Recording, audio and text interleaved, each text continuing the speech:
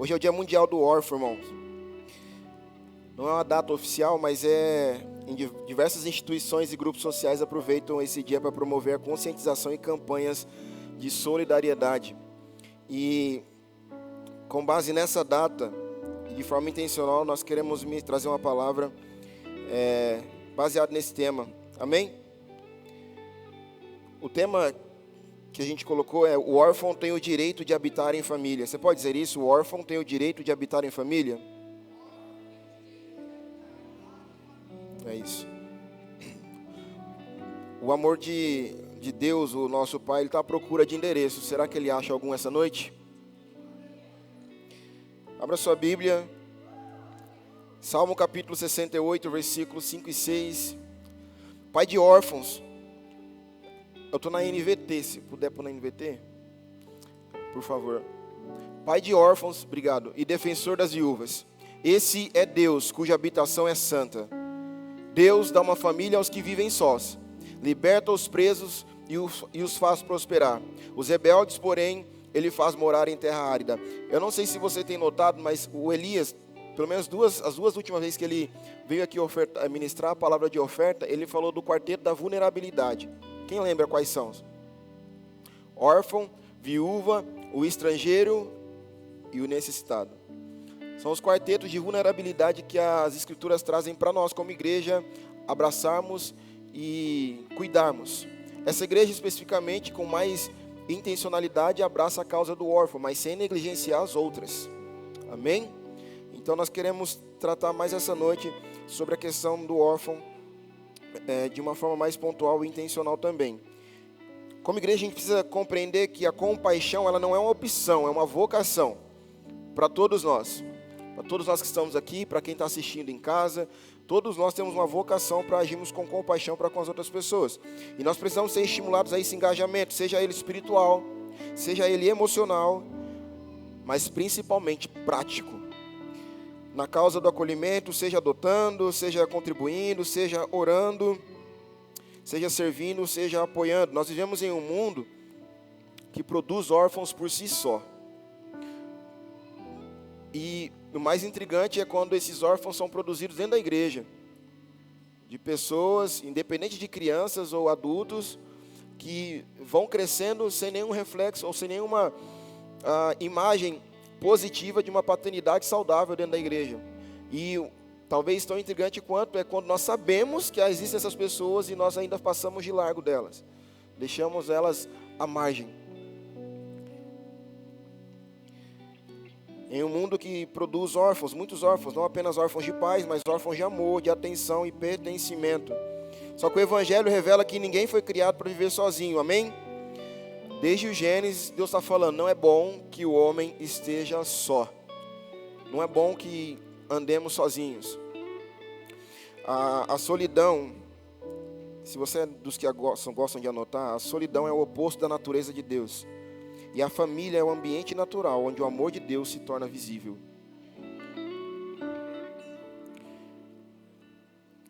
Abra sua Bíblia em Romanos capítulo 8, versículo 15. Porque antes de eu falar da questão do órfão habitar em família, eu preciso trazer à minha e à sua memória algo que nós temos em comum. Todos nós éramos órfãos. Todos nós. Todos nós. Deus decidiu nos adotar. Romanos 8,15. Pois vocês não receberam um espírito que os torne de novo escravos medrosos, mas sim o Espírito de Deus, que o quê? Como seus próprios filhos, agora nós o chamamos de Abba, Pai. Quem já passou? Quem é irmão mais velho aqui? Levanta a mão. Quem nunca, porque sua infância não foi bem vivida, falou para o irmão mais novo assim, você foi adotado. Você foi achado na lata de lixo. Quem nunca fez isso? A cultura brasileira, ela fez a gente pensar por muito tempo que a adoção era algo ruim. A adoção era algo mal, algo de ser visto, de ser falado, é algo pejorativo. Só que biblicamente nunca foi. Nós estamos aqui já na nova aliança, Romanos capítulo 8, mas daqui a pouco a gente vai abordar um texto lá de Deuteronômio, que Deus já se preocupava com a causa do órfão, da viúva, do estrangeiro, do necessitado. Nós lemos Salmos como início, Deus se preocupando com essa causa. Então o órfão não é alguém à margem dos propósitos de Deus. E aí quando a gente vem para esse texto de Romanos 8,15 que nós lemos, aí Deus está falando, olha, o apóstolo Paulo está falando, vocês foram, agora vocês são a filhos adotivos de Deus. E se a nossa mente ficar presa ainda aos velhos hábitos, vai pensar assim, poxa, nem com Deus eu tenho jeito, até com Ele eu sou adotado. Não, graças a Deus por Ele fomos adotados, né? Até 1988, quando a Constituição Federal começou a entrar em vigor, os filhos adotivos eles não tinham os mesmos direitos dos filhos biológicos, não tinham. Só que a partir de então começou-se a ter esse direito. Quando nós estamos abordando aqui o texto de Romanos, capítulo 8, se você for pegar para ler depois com calma na tua casa, só o capítulo 8, você vai perceber que de Romanos, capítulo 8, versículo 1, até ali próximos dos versículos 12, 13, o apóstolo Paulo está fazendo um esforço de explicar para a igreja que aquilo que nós conseguimos de Deus, a lei nunca seria possível, nunca teria capacidade de nos proporcionar. E ele vai falando assim, olha, vocês precisam parar de tentar querer lutar com o pecado na força do braço de vocês. Porque quem está na carne, vive na carne e vai responder ao pecado. Agora, quem está no Espírito vai viver querendo com que o seu corpo glorifique a Deus. Então vivam no Espírito. E aí ele vai fazendo, eu vou usar essa expressão, um meio de campo para chegar no versículo 14 e 15 e falar assim, vocês são filhos. E quem é filho não vive pecando. Quem é filho vive querendo agradar o Pai. E ele chega, é por isso que agora vocês podem clamar, Abba, Pai. Só que ele está falando isso para a igreja de Roma, para os romanos. Talvez para nós não fique tão fácil de entender até então, mas a partir de agora acredito que vai ficar ainda mais fácil de assimilar. Não sei se você sabe, mas a cultura romana à época era o seguinte. O homem e a mulher tiveram um filho. E até o 9º dia de nascimento desse filho, essa criança não tinha nome. No 9º dia tinha uma festa, uma tradicional chamada Dies Lústricos, ou era o dia da consagração. Nesse dia da consagração, a mãe colocava a criança no chão, diante de uma comunidade, o pai de frente, o pai biológico de frente para essa criança. Então esse pai olhava para essa criança. Se, por qualquer motivo, ele olhasse para ela e não quisesse ela, ele não pegava ela no colo. O fato de o pai pegar essa criança no colo, ele estava falando assim, esse filho é meu, eu assumo. Ele podia fazer isso com o filho biológico. Ele podia recusar o filho biológico dele, independente, na cabeça dele passasse assim, esse menino vai dar trabalho, esse menino nasceu com o olho puxado, esse menino não nasceu do jeito que eu queria, eu não quero saber disso.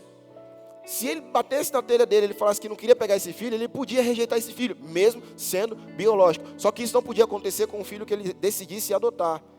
Se esse pai, esse mesmo pai, ou o homem que decidisse adotar uma criança, essa criança está lá no chão, e ele, uma vez que ele pega essa criança, ele está falando para toda a comunidade, esse filho é meu, eu não vou rejeitar ele por nada na vida. Ele não podia revogar essa decisão dele. Vamos tentar traduzir? O apóstolo Paulo está falando assim, Deus decidiu pegar vocês no chão. E não vai revogar isso por nada. Vocês são dele para tudo. Nós somos dele para tudo. Ele não vai. Fica mais interessante nós entendermos isso quando nós olhamos para a cruz. Você lembra do desespero de Jesus na cruz? Meu Deus, por quê?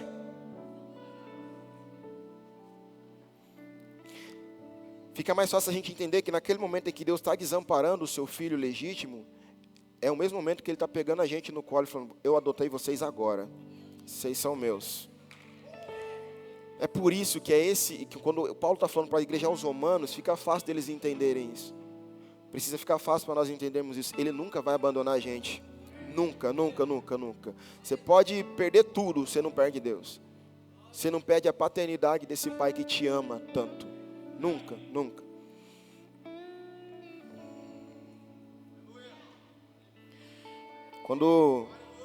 Quando esse pai romano estava pegando a criança no colo, ele estava dizendo assim, você não é um filho do acaso, porque é o que muitas pessoas pensam de crianças órfãos.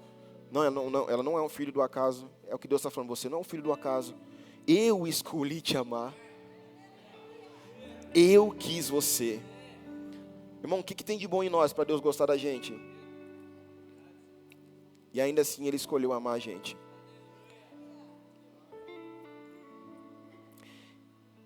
Esse pai romano, ele tinha que fazer isso de forma consciente e voluntária. E uma vez feita a adoção, ele não podia ser desfeita. Historicamente, tem alguns imperadores romanos que também foram filhos adotivos. Júlio César, que adotou Caio Otávio, que futuramente era conhecido como César Augusto, é o mesmo da época de Jesus. Nerva, que adotou Trajano, um dos maiores imperadores de Roma. Esse mesmo Trajano, mais tarde, adotou um outro menino, um outro rapaz chamado Adriano. Foram filhos adotivos.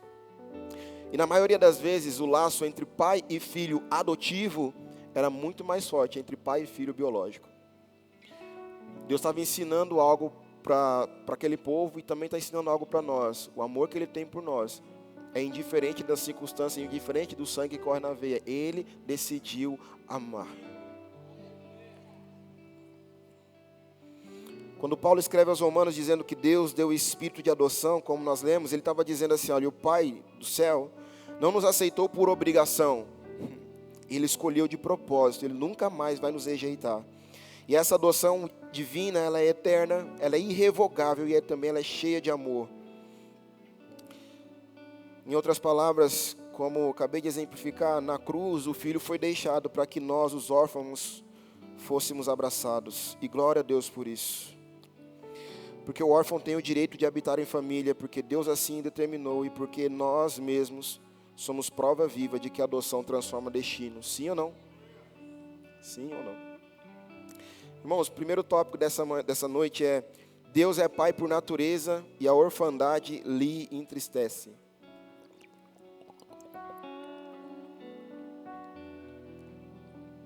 Vamos ler novamente o Salmo 68, versículos 5 e 6. Pai dos órfãos, defensor das viúvas, esse é Deus cuja habitação é santa. Deus dá uma família aos que vivem sós. Isso mostra que a orfandade não é apenas uma realidade social, mas é uma ferida espiritual que o próprio Deus deseja curar. Desde o Gênesis até Apocalipse, nós vemos Deus se revelando como Pai. E o inimigo sempre tentando produzir orfandade. Você vai olhar para alguns textos em que Satanás está querendo matar as pessoas, está querendo matar as crianças, você está vendo, ou matar os pais, distanciar famílias. Ele está querendo destruir famílias. E a figura principal que Satanás sempre tenta destruir é qual? A masculina. Até hoje é assim.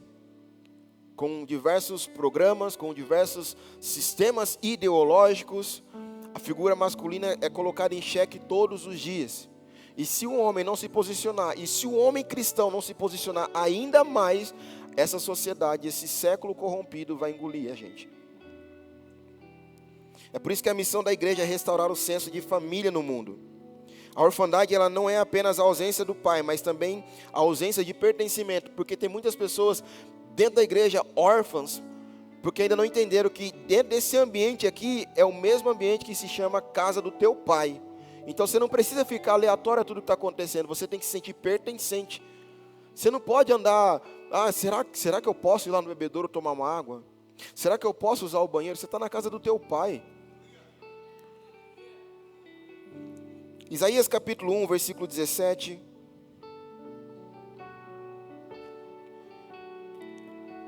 Aprendam a fazer o bem e busquem a justiça.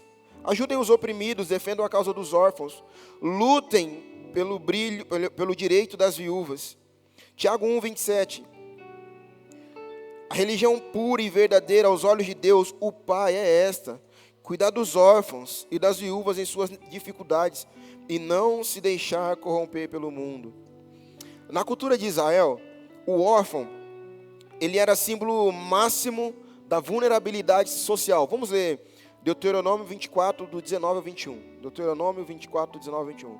Olha só, esse texto vai falar que essa fazia parte da lei de Moisés e ordenava expressamente que a colheita deixasse os respingos nos campos para quem? Os órfãos e as viúvas. Quando estiverem fazendo a colheita de suas lavouras, e esquecerem um feixe de cereais no campo, não voltem para buscá-lo. Deixem-nos para os estrangeiros, para os órfãos e para as viúvas. Então o Senhor seu Deus os abençoará em tudo o que fizerem. Quando sacudirem as azeitonas das suas oliveiras, não passem pelos mesmos ramos 2 vezes. Deixem as azeitonas restantes para os estrangeiros, os órfãos e as viúvas. Quando colherem uvas em seus vinhedos, não passem novamente pelas videiras. Deixem as uvas restantes para quem? Os estrangeiros, os órfãos e as viúvas. Isso era um contraste com as nações vizinhas. Deus estava se apresentando como um pai para quem não tinha pai. Irmãos, isso aqui é tão forte, porque se você já passou por um momento talvez de crise de identidade, ou crise existencial, crise emocional, crise psicológica, e você clamou por um pai, por esse Deus Pai, e esse Deus Pai te abraçou, te alcançou, você sabe do que eu estou falando. Você tem noção absoluta do que eu estou te falando. O problema é que tem muitas pessoas que talvez não entenderam isso, e por isso ainda vivem com muito medo, com muito receio. Mas será que Deus pode fazer? Porque um dia teu pai terreno falhou, você compara esse pai terreno com o pai celestial, não é a mesma coisa. A gente é falho, assim como você é falho, o pai que errou com você também foi falho, mas o pai que está nos céus não é falho. Ele é perfeito em tudo o que faz, irmãos. Deus nunca errou. Tem uma canção, ela é uma canção em inglês, o nome dela é Too Good to Not Believe. Too Good to Not Believe, uma coisa assim. É bom demais para duvidar. Tem uma parte dela que fala assim: Deus, você nunca falhou, não vai ser comigo. Deus em toda a história nunca falhou, principalmente como pai. Será que Ele ia falhar justo com você? Nunca, nunca na vida, nunca. Deus estava realizando uma declaração revolucionária para aquela sociedade patriarcal da antiga aliança. Hoje a orfandade espiritual ela se manifesta em corações desconectados, famílias fragmentadas, jovens sem identidade e adultos sem direção. Nós estamos numa geração que está correndo, eu falo geração agora dos jovens, adolescentes, que está correndo para muita coisa com sede de um pai, que eles não estão encontrando em casa e pior ainda, não estão encontrando dentro das igrejas. E aí nós vemos uma geração, eu vou chutar ali de 15 anos, melhor, de 12 anos para cima, que está procurando Deus em religiões ocultistas, em religiões de matriz africana, enfim, em diversas religiões. Eu fiz esse apontamento lá em Castilho hoje de manhã. Você acha mesmo que o Deus, esse pai que nós estamos falando, esse pai bíblico que nós estamos falando, ele está interessado em sacrifícios ainda? Será mesmo que esse Deus está interessado em sangues de galinhas, de gatos, de morcegos mortos ainda? Será que esse Deus que nós estamos falando, Ele está preocupado em a gente entrar dentro de um cemitério para oferecer oferendas a Ele?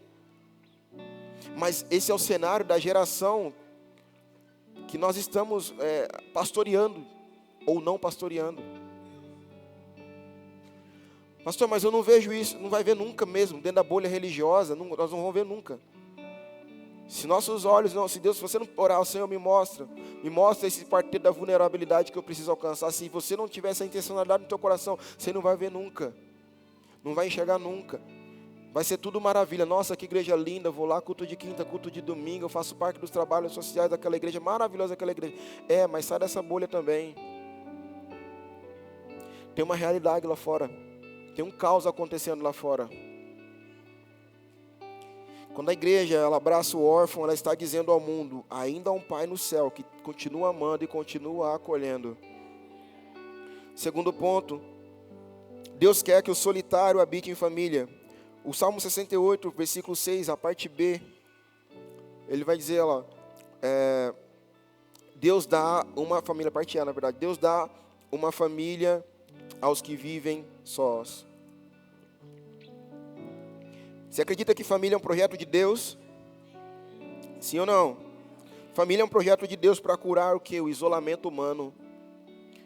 Voltamos à máxima lá da antiga do Gênesis. Não é bom que o homem ande só. Não é bom que o homem fique só. Quando alguém é inserido em um lar saudável, ele não está apenas recebendo um abrigo, mas também está sendo abraçado pela graça restauradora de Deus. A Fernanda está aqui, a Bruna está aqui, a pastora Maera tá viajando. Eu sei que elas vão concordar com o que eu vou falar aqui agora. Como coordenadores de um abrigo, eu ia falar o SAICA, Serviço de Acolhimento Institucional para Crianças e Adolescentes. SAICA, o vulgo abrigo, que todo mundo conhece. Tem algumas coisas que nós podemos... nós temos a Carol aqui, psicóloga também, que trabalhou com a gente no abrigo. Tem algumas coisas que nós observamos de marcas nesses adolescentes, nessas crianças que passam pela gente, como rejeições, traumas, dores profundas. Só que também a gente vê milagres acontecendo quando elas encontram amor, encontram escuta, encontram cuidado, encontram estabilidade. As pessoas elogiam o trabalho que nós exercemos porque nós não... Eu tenho certeza absoluta, irmãos, quem trabalha nessas casas que nós somos responsáveis, ninguém lá está por dinheiro. Porque se tivesse por dinheiro, no primeiro mês pularia fora. É por uma causa, é por entender um propósito. É por acreditar que Jesus continua fazendo algumas coisas e nós temos o privilégio de fazer parte disso. É muito desafiador, irmão. É demais a conta. Não sei se eles estão vendo agora, mas é muito desafiador. Chega a ser assustador algumas vezes. Cada abraço, cada refeição, cada conversa é uma semente que nós estamos plantando para uma restauração. Só que eu também, enquanto estudava, orava por essa palavra, o Senhor me fez refletir sobre dois extremos. Quem está dentro, quem está inserido vai entender perfeitamente o que eu vou falar agora. Existem dois extremos quando a gente fala sobre o acolhimento, sobre o abrigo. Qual que é o primeiro extremo? É não romantizar os abrigos. Não romantizar as crianças ou os adolescentes. Em que sentido? Porque tem muita gente que olha e fala assim, nossa, eles são coitadinhos. Tadinhos deles. Não, irmãos. São crianças, são adolescentes, são pessoas normais. A gente acaba, sem querer, estigmatizando eles. E não deveria acontecer isso. Eles deveriam entrar aqui no nosso meio e ninguém olhar torto para eles. Ninguém falar, é do abrigo, é do abrigo. Não, são crianças. Assim como o Theo é uma criança, assim como os nossos filhos são outra criança. São crianças. Pergunta para os nossos filhos se eles ficam preocupados se é do abrigo ou não. Eles só querem saber de brincar entre eles.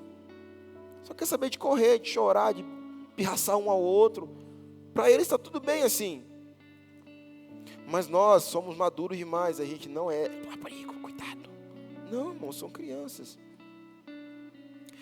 São jovens sim, com histórias complexas, mas cheios de potencial, que merecem respeito, que merecem oportunidades e limites claros. Sabe o que é triste? Não sei se a Fernanda passou por isso já, mas quando a gente às vezes vai fazer matrícula deles na escola, ambientes que deveriam estar preparados para receber essas crianças, já falam assim, é do abrigo, eita. Deveria estar preparado para receber essas crianças, como crianças normais, mas já tem um X nas costas deles. E o pior, nem disfarçam. Abordam temas de forma irresponsável dentro de sala de aula. E nós estamos aqui como igreja para instruir nós, como um todo, para sabermos como nos portar lá fora, como falar lá fora, como ensinar as pessoas lá fora. Amém? O acolhimento, ele é um lugar de transformação. Não é um lugar de espetáculos ou comover o público. Óbvio que é uma causa que mexe com as pessoas, você falar que faz parte do acolhimento, tudo, mas não é no sentido de falar pobrezinhos deles, não, irmãos, é uma causa como qualquer outra causa, que a gente como igreja precisa se envolver, nem como igreja, como pessoas, como seres humanos, nós precisamos nos envolver, e se é bíblico, mais ainda para nós como igreja, amém? Qual que é o outro ponto, a outra extremidade? É essa questão que eu acabei de falar de estigmatizá-los. Estar no SAICA, no acolhimento, não é uma consequência de merecimento ou um castigo. Você quer ver eu ficar revoltado? É até família. Família, a gente vai conversar com a família. Não, tem que estar lá mesmo, porque é um castigo, uma punição. Você sabe o que é um abrigo? Não, não sei. Tem gente que acha que abrigo é uma prisão. É um cárcere privado que a criança, que o adolescente vai lá e agora ele não pode nem respirar direito. Não, é uma casa. É para ser o mais parecido possível com uma casa. De repente a gente com excelência, a gente força demais essa casa, né, irmão? Tem dia que em casa eu não tenho 5 refeições, 4 refeições. No abrigo eles têm. Mas a gente tenta ajudá-los, né? Da melhor forma possível. Porque isso é amor, isso é cuidado. Eu não vou estigmatizá-los. Sim, chegam pessoas lá que você fica assustado com a história, com o contexto dela. Mas eu vou colocar um X nas costas por causa disso? Não, como cristão eu preciso amá-la. Preciso abraçar ela e falar para ela, antigamente você passava por isso quando você errava, né? Agora você vai ser abraçada. É mais difícil? Talvez.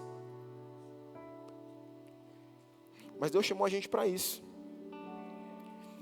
Muitas daquelas crianças, adolescentes que estão ali por circunstâncias da vida, seja por perda, por abandono, por violência, mas não por escolhas ruins ou aprontações. Alguns sim por aprontações, mas, enfim, são histórias e histórias.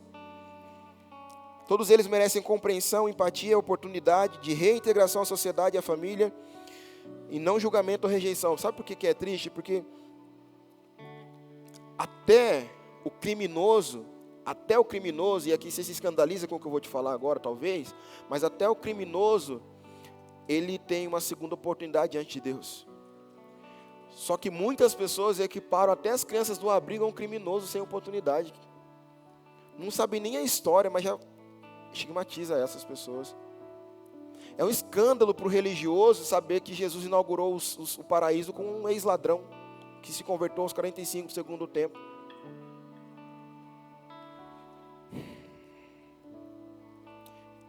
Salmo 146, 9, depois Salmo 27, 10. O Senhor protege os estrangeiros e cuida dos órfãos e das viúvas, mas frustra os planos dos perversos. Salmo 27, 10. Mesmo que meu pai e minha mãe me abandonem, o Senhor me acolherá. Sempre, sempre. Ele nunca vai desamparar a gente. Ó, notícia fresca do céu para você, tá? Quando o filho nasce por adoção, o CPF antigo dele é cancelado. Um novo CPF é gerado e assim nasce um filho não só por adoção, mas também um filho do coração. Assim como Jesus nos aceita, quando nós nos rendemos a Ele, independente dos nossos erros, Ele nos aceita como filhos. E repito, isso nunca mais vai ser revogado. Nunca mais, nunca mais. Historicamente, nos primeiros séculos da igreja, os cristãos eles eram reconhecidos por resgatarem bebês abandonados nos montes de Roma. As pessoas não queriam as crianças, os bebês iam lá e colocavam no monte, largavam as crianças lá. O que os cristãos faziam? Iam lá e adotavam essas crianças. O que é isso? É alguém que entendeu, cara, eu também fui abandonado, fui jogado, fui largado, mas alguém me adotou. E se esse alguém me adotou de graça eu adoto outro também. Porque de graça eu recebi, de graça eu compartilho também. Essas crianças que eram rejeitadas eram acolhidas por famílias cristãs. Esse testemunho fez o Império Romano observar que, aspas, os cristãos cuidam não apenas dos pobres, mas também dos nossos. Quem que eram os nossos? Os filhos que eles estavam rejeitando, os cristãos também estavam abraçando. Na teoria, era para rejeitar. Na prática, eles amavam, cuidavam, abraçavam. Quando a igreja atual, ela acolhe o solitário, ela reencarna os atos dos apóstolos. Um abraço em um abrigo, uma visita, um discipulado, um almoço de domingo com alguém esquecido, tudo isso é ministério pastoral que agrada o coração de Deus. Terceiro ponto, o chamado da igreja, transformar instituições em família, transformar instituições em famílias.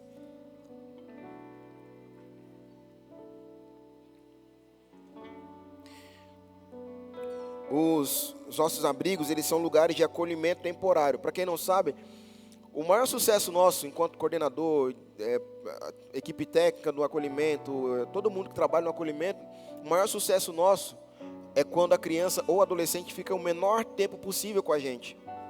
E ele volta para sua família de origem ou para uma família adotiva, se for o caso. Mas preferencialmente para sua família de origem. Esse é o sucesso do acolhimento. Por isso que ele é temporário, não é para ser algo para sempre, eterno. O bom mesmo seria se não precisasse existir o acolhimento. se existissem famílias que fossem trabalhadas de forma correta para poder ter esse cuidado com as crianças, com os adolescentes e não necessitar de um acolhimento. Se existisse todo um amparato, que na teoria existe, mas na prática infelizmente acaba não acontecendo, para suprir as demandas familiares, né? Emprego, saúde, educação, moradia, segurança. E aí que nós entramos, irmãos, como igreja, para falar mal, para criticar, não, para fazer aquilo que os poderes externos não estão fazendo. Acabamos de falar aqui que os cristãos, eles adotavam os bebês romanos. Irmãos, na teoria não tinha que fazer nada disso, deixa, não tem nada a ver com o povo judeu, não, mas nós entendemos essa causa, é nossa. Então, enquanto a igreja não entender essa causa, como que a gente vai cobrar do poder público? Pastor, então a gente vai ter que adotar, todo mundo agora tem que adotar. Não, até porque tem muito menos criança para adotar do que família para adotar, sabia?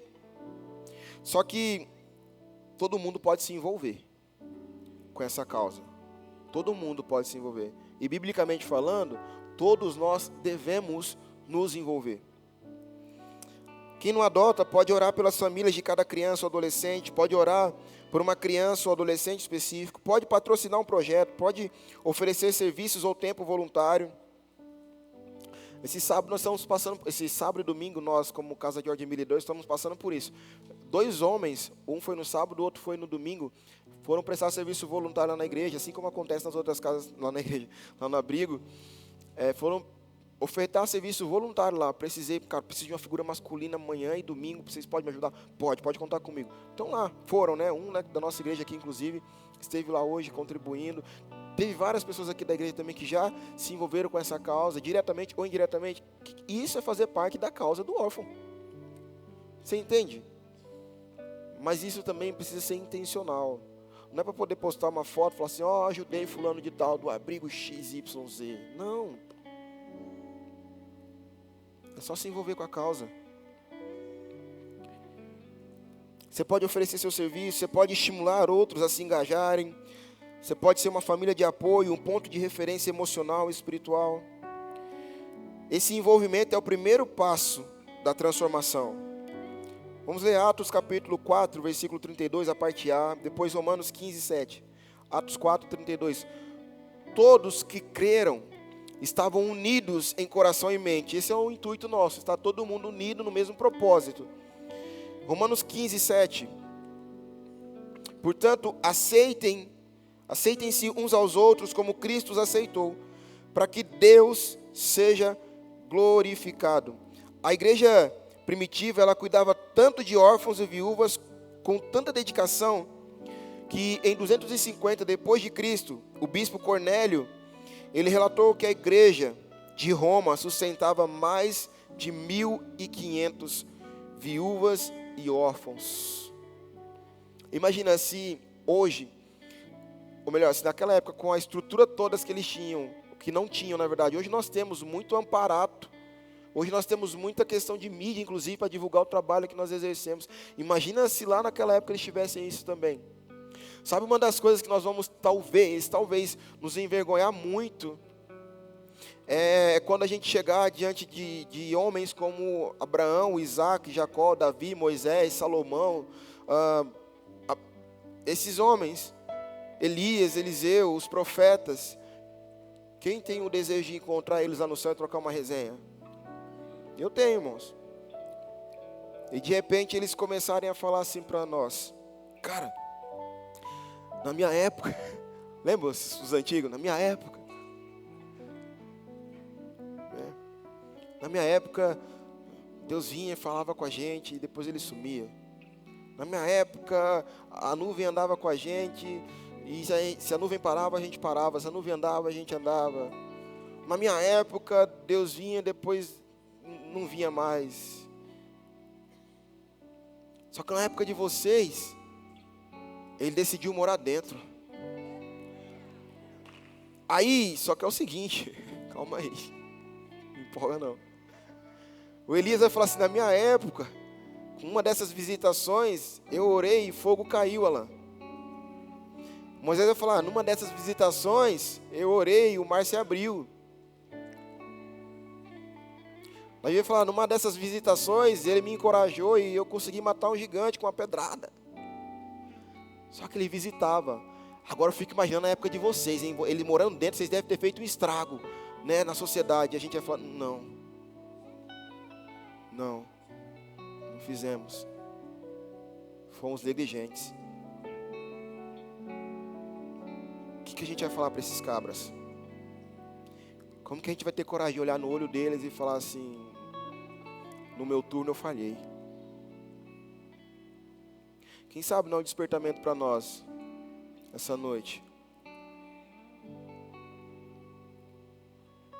No século IV, o imperador cristão Juliano, só que depois ele se apostatou, reconheceu, esses galileus, ou cristãos, não apenas cuidam dos seus pobres, mas também dos nossos. A igreja transformou a assistência social em família espiritual. E o que é isso? Nada mais é que o reflexo do reino de Deus. Transformar instituições em família significa trocar o espírito de funcionário pelo de paternidade. Quando o voluntário entra em um abrigo ou qualquer ambiente, ele precisa ser movido por amor e não por pena, por compromisso e não por emoção, por propósito e não pelo salário. Esse ambiente institucional, então, ele começa a ter cheiro de lar, de casa, de família. Quarto ponto, a igreja precisa ser o lugar onde ninguém é órfão.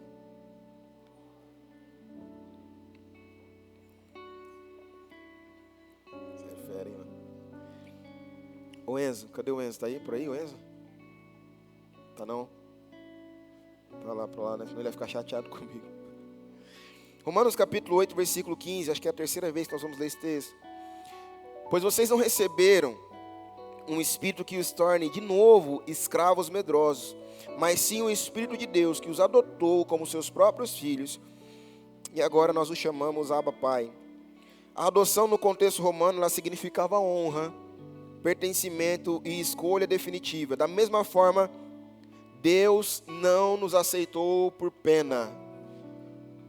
Não é porque a gente era coitadinho, não. Ele decidiu amar a gente, moça. Isso precisa ficar muito claro para nós, porque senão a gente fica muito com o espírito mimizento, de carente e carente eterno. Não é isso que Deus quer. Deus quer que a gente olhe para Ele e fale assim, você decidiu mesmo me amar, hein? Você é fera. Você é o cara. As escrituras falam que minha mãe pode me rejeitar, meu pai pode me rejeitar, mas você, de verdade, você não me rejeitou. Você escolheu mesmo. Ele decidiu esse amor. A igreja, ela deve refletir esse mesmo espírito de acolhimento e de inclusão. O que eu posso fazer? Cara, você pode adotar pessoas para orar por elas.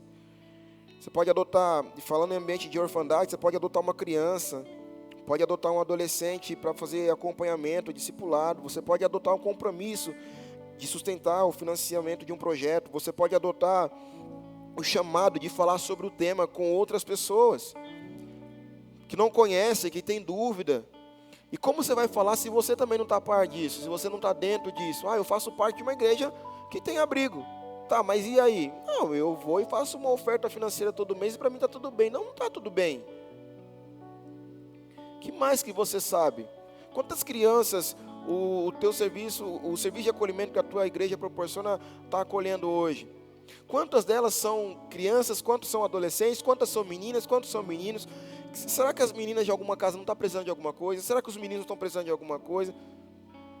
Será que os pais não estão precisando de alguma ajuda? De repente, irmãos, de repente não, vou falar com propriedade, porque essa igreja faz isso.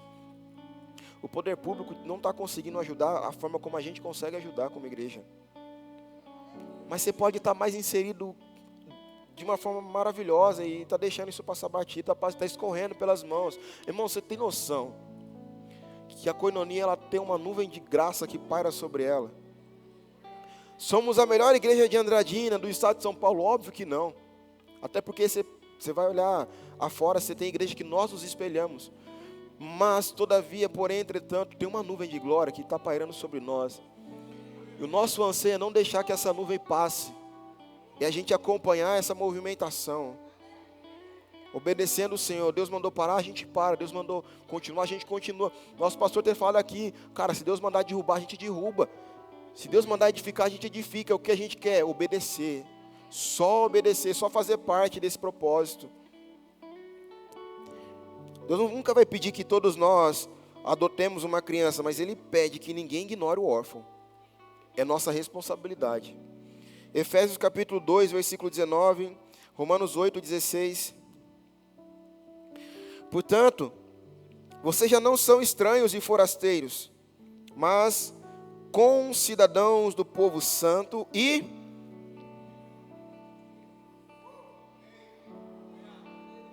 Romanos 8, 16. Pois seu Espírito confirma ao nosso Espírito que... Pastor, eu estou em dúvida se eu sou filho de Deus. Então pede para o Espírito Santo te confirmar isso. Ele vai te confirmar. Ser igreja é viver uma cultura de adoção. Cada novo convertido é um ex-órfão espiritual.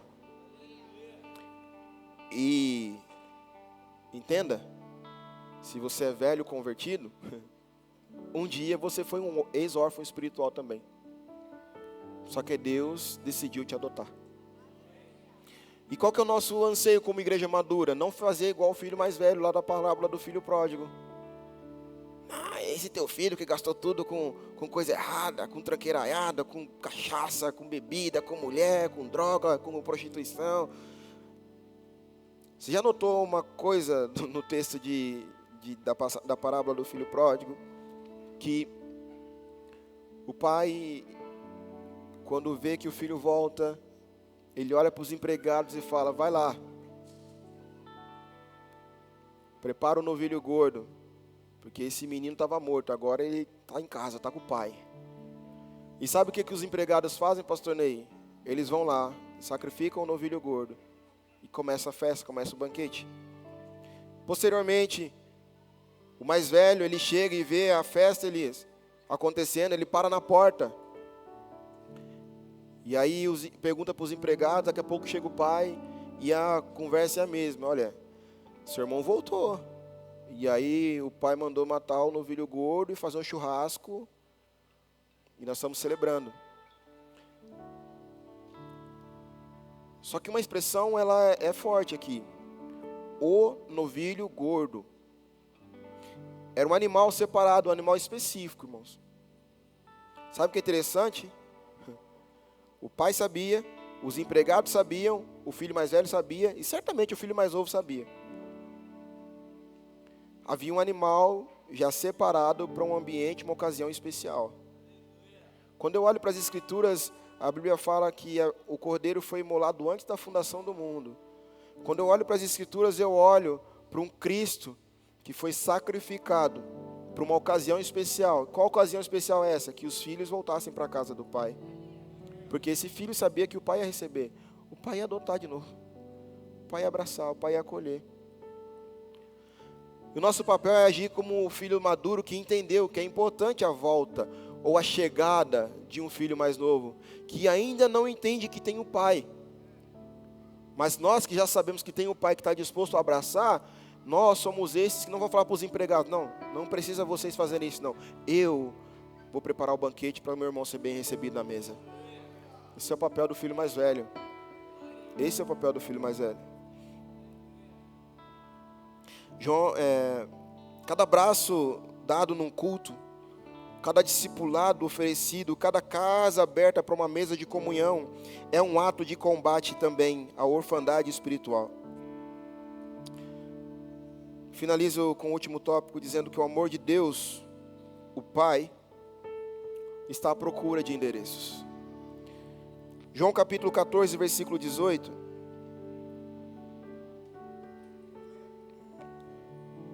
Não os deixarei órfãos, voltarei para vocês. Jesus prometeu não deixar ninguém órfão, e Ele cumpre essa promessa por meio da sua igreja, por meio de nós. Seja com os que estão aqui, seja com os que estão afora, seja com os que estão em qualquer casa de acolhimento que você possa conhecer. Deus não deixa ninguém órfão. E nós devemos, ou melhor, nós nunca devemos esquecer, nós também fomos adotados. Jesus foi deixado para que nós fôssemos recebidos. Volto àquela imagem da cruz, aquela cena da cruz. Ele foi abandonado lá para que nós fôssemos recebidos. O pai que um dia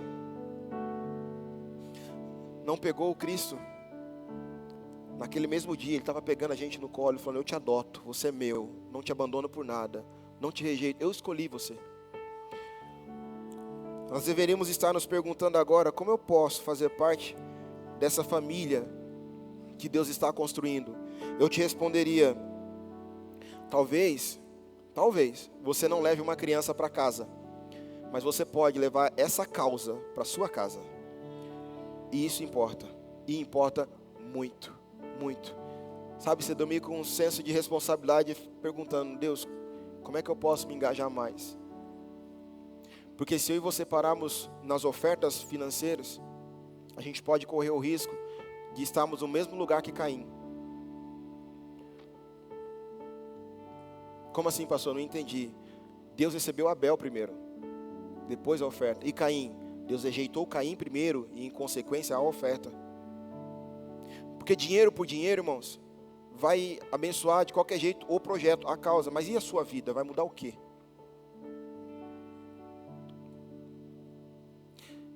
Nós precisamos carregar a intencionalidade. Nós precisamos carregar esse senso de propósito. Tem pessoas que constrangem a gente, sabe? Tem pessoas que a gente sabe, a hora do desespero a gente recorre: cara, eu preciso dessa ajuda no abrigo, você pode vir? Ela vem desesperada, irmãos. Ela está com você no telefone, ela já está entrando dentro do carro, você escuta a porta do carro fechando: ó, estou chegando. Desliga o telefone, ela chegou. É alguém que já abraçou a causa. É alguém que já abraçou o propósito.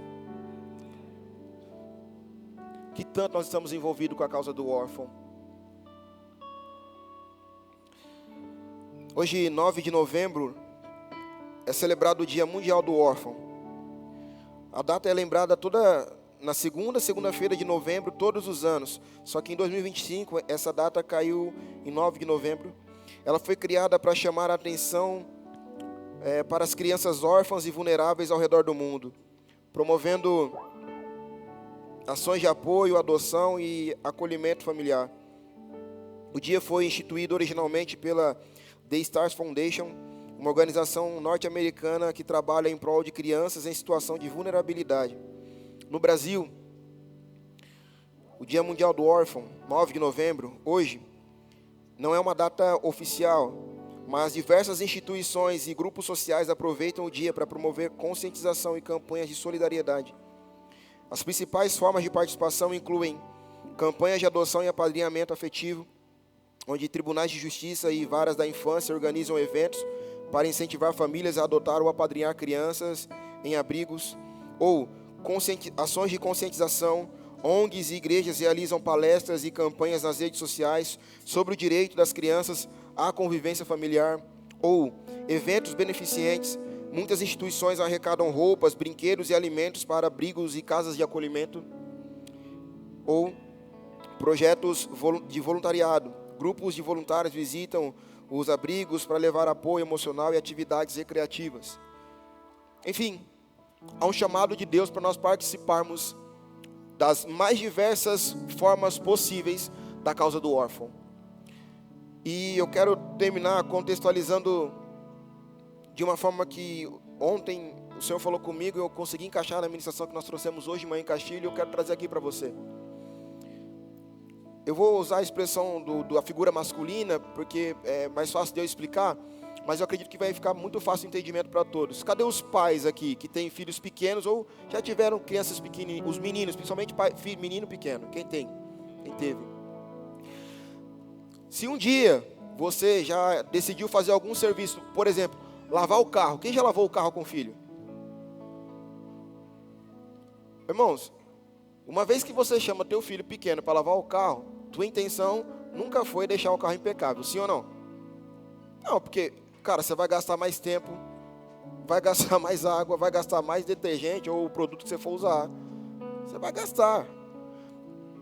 Eu estou usando esse exemplo do carro, mas ontem, por exemplo, Eu decidi arrumar o quarto do Theo junto com ele. Poderia ter feito isso sozinho? Poderia. Mas a Bruna não estava em casa, eu falei, vou caçar raiva de outro jeito. Brincadeira, meu amor. E aí fomos, eu e Theo. Irmãos, o serviço que era para fazer em 1 hora, eu fiz em 3, com o Theo ajudando. E aí junta dois que ficam dispersos rapidamente, né? Vou usar essa expressão, vai ficar melhor. 2 que ficam dispersos rapidamente. Teve uma hora, uma das tantas ocasiões que aconteceu quando nós arrumávamos o quarto, teve uma hora que eu peguei uma roupa, eu estava pedindo para o Theo provar algumas roupas para saber se serviam nele ou não. As que não serviam, a gente ia fazer doação. E aí, ele brincando, né? Já tinha provado bastante roupa. Aí teve uma hora que eu peguei uma que ele estava, falei assim, ó, estava no chão, vai filho, prova essa. E numa dessas ele estava pulando, ele pulou, e aí a roupa caiu nele, e beleza. Aí eu continuei o serviço que eu estava fazendo, e quando eu olho para ele, 30 segundos depois, 2 minutos depois, Theo, cadê a roupa? Ele estava só de cueca, cadê a roupa, filho? Que roupa, pai? Eu falei, mas como assim que roupa? Cadê a roupa que eu joguei em você e falei para você pôr? Ah, sabe o que ele fez, irmão? Ele foi lá no cesto de roupa suja, ele tinha colocado a roupa lá no cesto de roupa suja, porque ele entendeu que era para colocar no cesto de roupa suja, e não que era para ele pôr. Então você entende que esse serviço demandou muito mais tempo para mim. Organizar as roupas, separar um monte de brinquedos, alguns brinquedos quebrados, outros brinquedos para doações. Demandou muito mais tempo para mim. Mas você quer saber a verdade? A minha intenção nunca foi que o quarto ficasse impecável, até porque não ficou do jeito que eu gostaria que ficasse. Não ficou. Qual que era a minha intenção? Passar tempo com ele. A minha intenção era passar tempo com ele e fazer com que ele sentisse o sentimento de pertencimento em estar ajudando, fazendo parte disso. Pastor, não estou entendendo, deixa eu te explicar. Irmãos, tudo que acontece no mundo, você acha mesmo que Deus precisaria da gente? O Deus que criou todas as coisas, você acha que Ele precisaria da gente? Na maioria das vezes, nós somos esse filho Theo. Como assim? Não estou entendendo, pastor. Irmãos, a causa do órfão e da viúva, Deus poderia muito bem falar assim, não vai ter órfão, não vai ter viúva. Eu vou fazer com que eles vejam o meu amor direto através de mim. Mas o que Deus resolveu fazer? Ver essa paternidade através de nós. E sabe o que é mais interessante? É que na maioria das vezes nós nos comportamos como esse Theo. Como? Às vezes Deus falou, a gente não ouviu, entendeu? Ou entendeu outra coisa. Distraímos, entendemos outra coisa, fizemos outra coisa. Às vezes Deus falou e a gente desobedeceu. Ou a gente fez coisas que Ele não pediu para a gente fazer. De certa forma, estamos ali atrapalhando o que Deus já faria. Mas Deus é muito paciente, muito amoroso. Ainda que pareça que a gente está atrapalhando o que Ele faria, o que Ele quer? Primeiro, relacionamento com a gente, porque Ele é um Deus que também é o nosso Pai. E mais ainda, Ele também quer que nós nos sintamos pertencentes daquilo que Ele está construindo, irmãos. Qual que é a nossa parte? Pegar esses talentos que Ele nos deu, esses 5 pães e 2 peixinhos que todos os dias Ele coloca nas nossas mãos e compartilhar com as pessoas que estão ao nosso redor. Nessa tratativa especial de hoje, com o órfão, com a causa do órfão, abraçar essa causa, entender, Deus me chamou também para isso, eu faço parte disso. Poderíamos estar pregando aqui, fazendo campanhas de revelação, de nébias, de não sei o quê. Poderíamos. Mas existe uma causa bíblica que nós nos preocupamos.